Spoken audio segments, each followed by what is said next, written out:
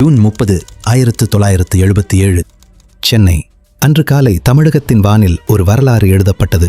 ஒரு நடிகன், ஒரு திரை கதாநாயகன் முதல் முறையாக தமிழகத்தின் முதலமைச்சராக பதவியேற்றான். அவரது பெயர் மருதூர் கோபாலன் ராமச்சந்திரன். உலகம் அவரை எம்ஜிஆர் என்று அழைத்தது. அந்த ஒரு தருணம் தமிழக அரசியலில் ஒரு புதிய சாத்தியத்தை திறந்தது. திரையின் நம்பகத்தன்மை வாக்குப்பெட்டியில் வெற்றியாக மாறும் என்ற சாத்தியம். அந்த வரலாறு இன்று வரை தொடர்கிறது. சரியாக 49 ஆண்டுகளுக்கு பிறகு மே 4, 2026 இன்னொரு நடிகன் அதே வழியில் நடந்தான். ஆனால் அவன் வழி வேறு, அவன் போராட்டம் வேறு, அவன் வரலாறு வேறு. அந்த கதை இது. மகாராஷ்டிரத்தில் பிறந்து இலங்கையில் வளர்ந்து சென்னையில் கனவு கண்ட மனிதன் எம்ஜிஆர். சிறு வயதிலேயே தந்தை இறந்தார். ஏழ்மை என்பது அவரது தினசரி வாழ்க்கை. அதனால்தான் திரையில் அவர் ஏழை மக்களுக்காக போராடும் கதாபாத்திரங்களை ஏற்றபோது அது வெறும் நடிப்பாக தெரியவில்லை, அது உண்மையாக தெரிந்தது. மக்கள் அதை உணர்ந்தனர். திமுகவில் இணைந்து பல ஆண்டுகள் உழைத்தார். 1972 கட்சி கஜானா விஷயத்தில் கணக்கு கோரியதற்காக திமுக அவரை வெளியேற்றியது. அவமானம், கோபம், ஆனால் அதைவிட ஒரு உறுதிமொழி. தனியாக நிற்பேன் என்று முடிவெடுத்தார்.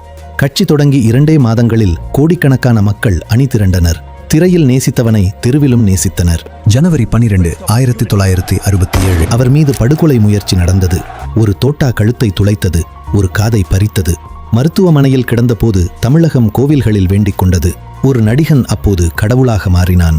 1977 144 இடங்களில் வெற்றி பெற்று முதலமைச்சரானார்.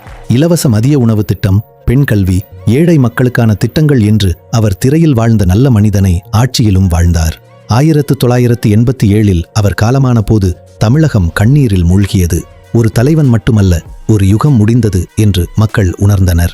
அவருக்கு பிறகு வந்த ஜெயலலிதா அவமானங்களை தாண்டி 1996 4 இடங்களில் மட்டும் வென்று தரைமட்டமான நிலையிலும் மீண்டு வந்தார். திமுகவும் அதிமுகவும் மாறி மாறி ஆண்டன. 2016 ஜெயலலிதா காலமானார். ஜூன் 22, 1974 சென்னை. அன்று தமிழ் சினிமா வரலாற்றில் ஒரு விதை விழுந்தது.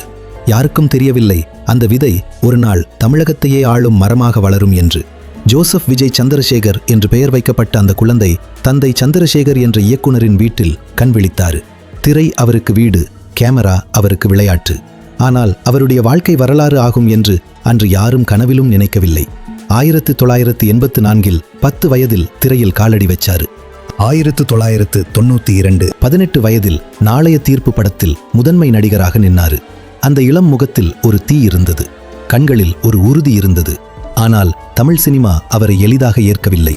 ரஜினிகாந்தின் யுகம் நடந்து கொண்டிருந்தது. கமல்ஹாசன் கலை நடிப்பின் உச்சத்தில் இருந்தாரு. விஜயகாந்த் மாஸ் ஹீரோவாக திரையாட்சி செய்தாரு. இந்த 3 மலைகளுக்கு நடுவே ஒரு புதிய இளைஞர் தன் இடத்தை கண்டுபிடிக்க வேண்டியிருந்தது. விமர்சகர்கள் கொடுமையாக இருந்தனர். தந்தை காரணமாக வந்தவரு, தனித்திறமை இல்லாதவரு என்று எழுதினர். 1994 ரசிகன், 1995 தேவா, விஷ்ணு என்று படங்களில் நடிச்சாரு. படங்கள் வந்தன, சாதாரணமாக போயின. 4 வருடங்கள். ஒரு இளைஞருக்கு 4 வருட காத்திருப்பு என்பது ஒரு நெருப்புச் சோதனை. பலர் அந்த நெருப்பில் எரிந்து சாம்பலாவார். ஆனால் தளபதி சாம்பலாகவில்லை.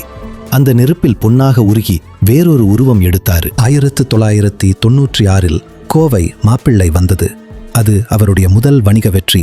அந்த படம் வெறும் வெற்றி மட்டுமல்ல, அது ஒரு அறிவிப்பு. நான் இங்கே இருக்கிறேன், நான் போகவில்லை என்ற அறிவிப்பு. 1997 காதலுக்கு மரியாதை வந்தது. தமிழக அரசின் சிறந்த நடிகர் விருது அவருக்கு கிட்டியது. விமர்சகர்கள் அமைதியானார்கள். மக்கள் கவனிக்கத் தொடங்கினர். உண்மையான திருப்புமுனை 2003 வந்தது. திருமலை படம் அவரை காதல் நடிகரிலிருந்து சமூக நியாயத்திற்காக குரல் கொடுக்கும் ஒரு கோபமான இளைஞராக மாற்றியது. அது வேறொரு விஜய், அது உண்மையான விஜய். 2004 கில்லி வந்தது. அந்த ஆண்டின் மிகப்பெரிய வணிக வெற்றி. அதற்கு பிறகு அவர் திரும்பி பார்க்கவில்லை. தளபதி என்ற பட்டம் வந்தது. அந்த வார்த்தையில் ஒரு ஆழமான அர்த்தம் இருக்கிறது. படைத்தலைவரு, குழுவின் கடைசி மனிதனையும் விட்டுவிடாத தலைவரு, போர்க்களத்தில் முன்னணியில் நிற்பவரு. தமிழ் மக்கள் அந்த பட்டத்தை அவருக்கு தந்தார்கள் என்றால் அவர்களுக்கு விஜயிடம் ஏதோ தெரிந்திருந்தது.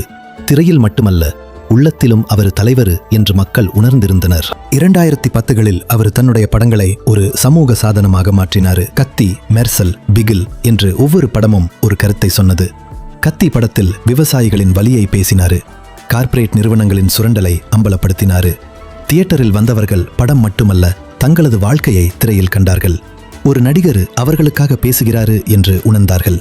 2017 மெர்சல் வந்தது. ஜிஎஸ்டி பற்றி, சுகாதார கொள்கை பற்றி, அரசின் தோல்விகள் பற்றி அந்த படம் நேரடியாக பேசியது. அதிகாரத்தில் இருந்தவர்கள் நடுங்கினார்கள். பாரதிய ஜனதா கட்சி நேரடியாக அந்த வசனங்களை மாற்றக் கோரியது. ஆனால் தளபதி அவர் வளைஞ்சு கொடுக்கவில்லை.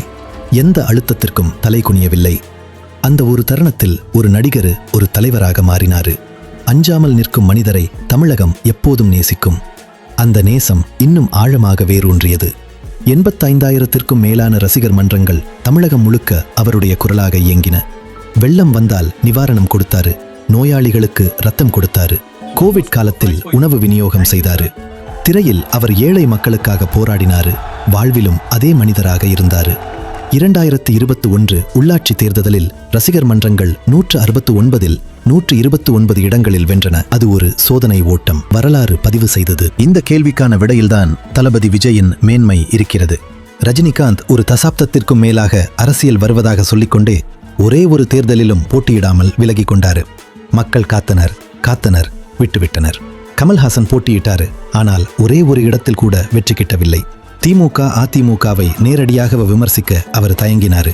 மக்களை தொடர முடியவில்லை. ஆனால் தளபதி விஜய் அவர் வேறு விதமாக நடந்தாரு. அரசியலுக்கு வரும்போது சினிமாவை முழுமையாக விட்டுவிட்டு வந்தாரு. கோடிக்கணக்கான சம்பளம் வரும் திரை வாழ்க்கையை விட்டுவிட்டாரு. உலகம் வியந்து நிற்கும் நட்சத்திர வாழ்க்கையை விட்டுவிட்டாரு. ஏனென்றால் மக்கள் அவருக்கு முக்கியம், திரை அல்ல. அந்த ஒரு முடிவு கோடிக்கணக்கான தமிழர்களின் இதயத்தை தொட்டது. 51 வயதில் அரசியலுக்கு வந்த அவரு 2 கோடிக்கும் மேலான இளைஞர்களின் குரலாக உயர்ந்தார். பிப்ரவரி 2, 2024 தமிழக வெற்றி கழகம் தொடங்கினார். அந்த அறிவிப்பு வெறும் கட்சி தொடக்கம் மட்டுமல்ல, அது 59 ஆண்டு காலமாக ஆதிக்கம் செலுத்திய பழைய அரசியல் சமன்பாட்டிற்கு ஒரு நேரடி சவால். மார்ச் 2026 234 தொகுதிகளிலும் தனியாக போட்டியிடுவதாக அறிவித்தார். எந்த கூட்டணியும் வேண்டாம், எந்த சமரசமும் வேண்டாம் என்று தெளிவாக நின்னார். சவால்கள் ஒவ்வொன்றாக வந்தன. வருமான வரித்துறை சோதனை வந்தது. இறுதி படத்திற்கு திரைப்பட தணிக்கை வாரியம் கடைசி நிமிடத்தில் தடை போட்டது. ஆட்சியில் இருந்தவர்கள் அஞ்சினார்கள் என்று மக்கள் புரிந்து கொண்டனர். அந்த சவால்கள் அவரை ஒடுக்கவில்லை. மக்கள் இன்னும் அவரை நெருங்கினர். ஒவ்வொரு அழுத்தமும் அவரை முறிக்க முயன்றது. ஆனால் அவர் முறியவில்லை. நெருப்பில் சோதிக்கப்படும் தங்கம் போல ஒவ்வொரு சோதனையிலும் அவரின் உறுதி மேலும் வலுவடைந்தது. ஏப்ரல் 23, 2026 காலை முதல் மாலை வரை தமிழகம் முழுவதும் வரிசையில் நின்றது. வயதானவர்கள் நடக்க கஷ்டப்பட்டாலும் வந்தனர். இளைஞர்கள் முதல் முறை வாக்களித்து கண்களில் நீர் வடித்தனர். 85.1% வாக்குப்பதிவு தமிழக வரலாற்றில் இதுவரை இல்லாத உயர்ந்த சாதனை. அது வெறும் எண் மட்டுமல்ல, அது ஒரு மக்கள் கூக்குரல். நாங்கள் வந்திருக்கிறோம், நாங்கள் தேர்ந்தெடுக்கிறோம், நாங்கள் மாற்றம் வேண்டுகிறோம் என்ற கூக்குரல். அந்த வாக்குச்சாவடிகளில் மக்கள் வெறும் வாக்களிக்கவில்லை, அவர்கள் ஒரு கனவை அழுத்தினர். மே 4, 2026 முடிவுகள் வந்தன. தமிழக வெற்றி கழகம் 108 இடங்களில் வெற்றி. திமுக 59, அதிமுக 47. தளபதி விஜய் அவர் பெரம்பூரில் 38,000த்திற்கும் மேலான வாக்குகள் வித்தியாசத்தில் வெற்றி பெற்றார். திருச்சி கிழக்கில் 27,000த்திற்கும் மேலான வாக்குகள் வித்தியாசத்தில் வெற்றி பெற்றார். திமுக தலைவர் ஸ்டாலின் 3 முறை வென்ற கொளத்தூர் தொகுதியில் தோற்றார். 59 ஆண்டு காலமாக திராவிட கட்சிகளின் ஆதிக்கம் நடந்த தமிழகத்தில் முதல் முறையாக ஒரு திராவிட அல்லாத கட்சி மிகப்பெரிய கட்சியாக உயர்ந்தது. வரலாறு திரும்பி பார்த்தது. ஆனால் அந்த வெற்றி இலகுவாக வரவில்லை. பெரும்பான்மைக்கு 118 இடங்கள் தேவை. டிவிகேக்கு கிடைத்தது 108, வெறும் 10 இடங்கள் தூரம். ஆனால் அரசியலில் அந்த 10 இடங்கள் ஒரு மலையை விட கனமானது. உடனே அரசியல் நாடகம் ஆரம்பித்தது. சில கட்சிகள் பேரம் பேசின, சில கட்சிகள் தங்கள் விலையை வைத்தன, சில கட்சிகள் காத்திருந்தன யார் கூடுதல் தருவார்கள் என்று. அமைச்சர் பதவிகளுக்கு அலைந்தவர்கள் இருந்தனர், கோரிக்கை வைத்தவர்கள் இருந்தனர். ஆனால் விஜய் அவர் எப்போதும் போல தெளிவாக நின்னாரு. பதவிக்காக கொள்கையை விற்க மாட்டேன் என்று, சிம்மாசனம் தந்தாலும் சித்தாந்தத்தை விற்க மாட்டேன் என்று. அந்த நிலைப்பாடுதான் அவரை வேறுபடுத்தியது.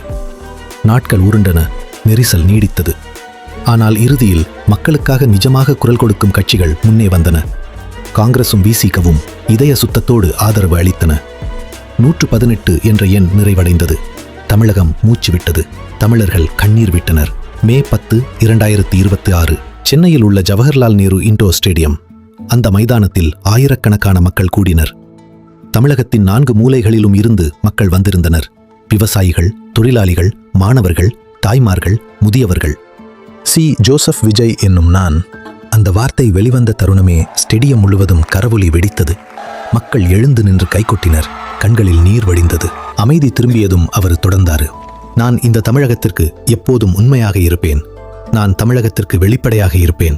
ஒவ்வொரு முடிவும் உங்களுக்கு தெரியும். ஒவ்வொரு காசும் உங்களுக்கு தெரியும். இந்த நாற்காலி எனக்கு சொந்தமில்லை. இது உங்களுக்கு சொந்தமானது. நான் வெறும் உங்கள் பணியாளன். தமிழகத்தை காப்பாற்றுவேன். தமிழனை உயர்த்துவேன். இதுவே என் உறுதிமொழி. அரசு பள்ளி குழந்தைகள் தனியார் பள்ளி குழந்தைகளுக்கு சமமான கல்வி பெறுவார்கள் என்று, விவசாயிகளின் கடன்கள் தள்ளுபடி செய்யப்படும் என்று, வேலையில்லா இளைஞர்களுக்கு திறன் பயிற்சியும் வாய்ப்பும் தரப்படும் என்று, ஊழல் என்பது இனி தமிழகத்தில் இடம்பெறாது என்று, தமிழ் மொழி நம் தாய்மொழி, அதன் உரிய மரியாதையோடு உயர்த்தப்படும் என்று. அந்த வார்த்தைகள் வெறும் வாக்குறுதி மட்டுமல்ல, அது ஒரு உயிரின் உறுதிமொழி. அந்த தருணத்தில் அவர் சொன்னாரு, நான் தேவதை இல்லை, நான் ஒரு சாதாரண மனிதன் என்று. ஆனால் அந்த ஸ்டேடியத்தில் இருந்த ஆயிரக்கணக்கான மக்கள் அறிந்திருந்தனர், தமிழகமே அறிந்திருந்தது. அந்த சாதாரண மனிதன் ஒரு அசாதாரண பயணம் மேற்கொண்டான் என்று. 1992 தோல்வியோடு தொடங்கி நூற்றுக்கணக்கான படங்களில் வெற்றி பெற்று திரைப்பட உலகையே விட்டு வெளியேறி அரசியலில் நுழைந்து எதிர்ப்புகளை எதிர்கொண்டு சோதனைகளை தாண்டி 2026 தமிழகத்தின் முதன்மை நாற்காலியில் அமர்ந்தார். அந்த பயணத்தில் ஒவ்வொரு அடியும் ஒரு போராட்டம், ஒவ்வொரு வெற்றியும் ஒரு வரலாறு. தமிழகம் காத்திருந்தது. தமிழகம் வாக்களித்தது. தமிழகம் இப்போது நம்பிக்கையோடு முன்னேறுகிறது. ஏனென்றால் அந்த நாற்காலியில் இப்போது உட்கார்ந்திருப்பவன் அவன் நம்மில் ஒருவன். அவன் நமக்காக வாழ்கிறான்.